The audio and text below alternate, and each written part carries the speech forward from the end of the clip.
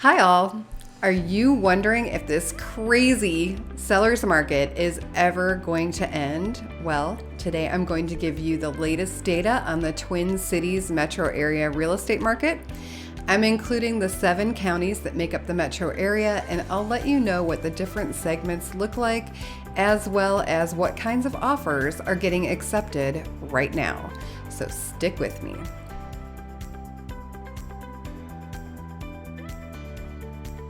Hi, my name is Schumann. I'm a realtor here in the Twin Cities. You should consider subscribing to my channel if you are interested in getting market updates, neighborhood profiles, and other information about living in the Twin Cities area.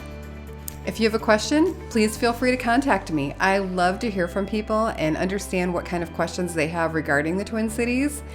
And I happen to help a lot of people that find me on YouTube. I'd love to help you too.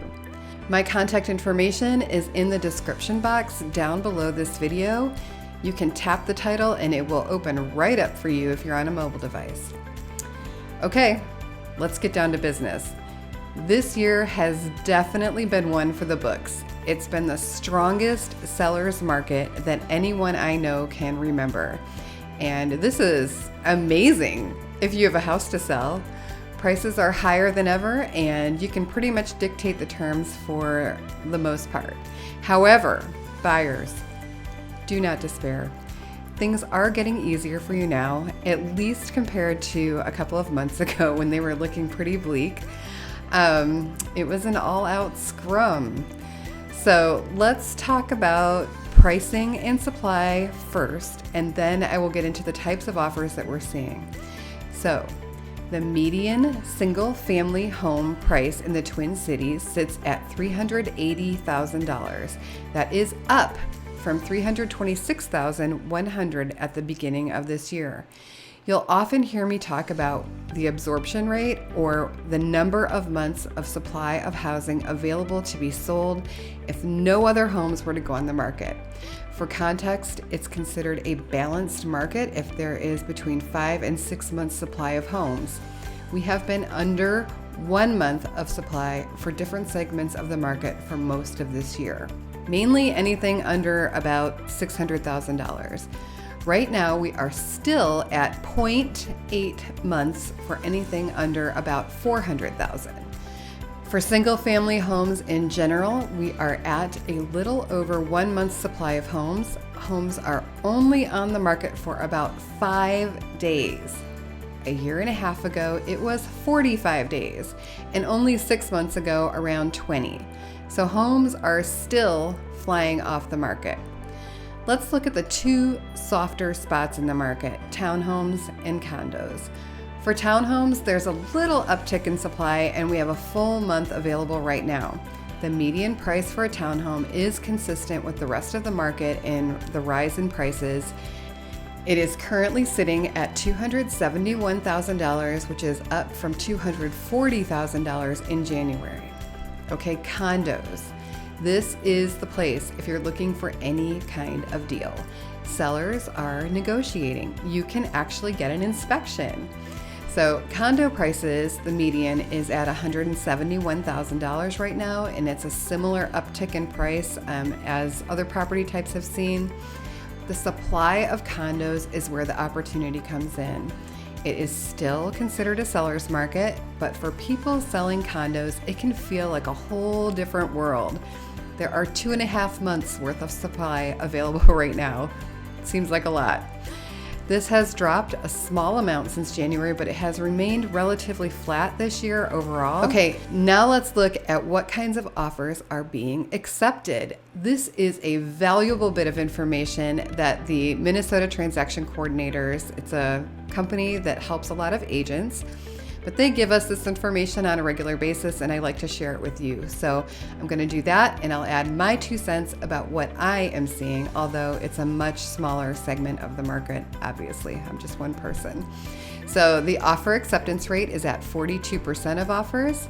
Inspections are being waived at 31%. We haven't been in the 30% range since March. My 2 cents, or my perspective, is that the last 6 contracts which is about this past month and a half or so, that I have either written or have accepted as a seller's agent, have had inspections included and accepted. That's 100% of my sales in the past several weeks. I have been thrilled for my buyers, and I am 100% fine with it for my seller as well, because I feel like inspections protect everyone, the buyer, the seller, and me. It's all about me. Pre-market sales that happen when properties do not get put on the MLS, our multiple listing service, are down to 2.8%. This is down from earlier this year when it was over 5%. Average purchase to list price is also down. It's at 102.7%, which is the lowest that it's been since the beginning of the spring market.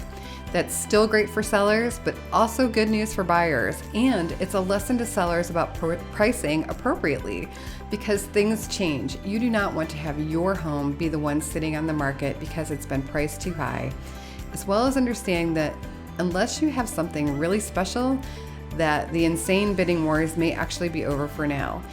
I've talked to many agents that are saying that showings are down from earlier this spring, when agents were setting overlapping showings, and you would go into a home and it would be absolutely packed full of people from 8 in the morning until 8 o'clock at night.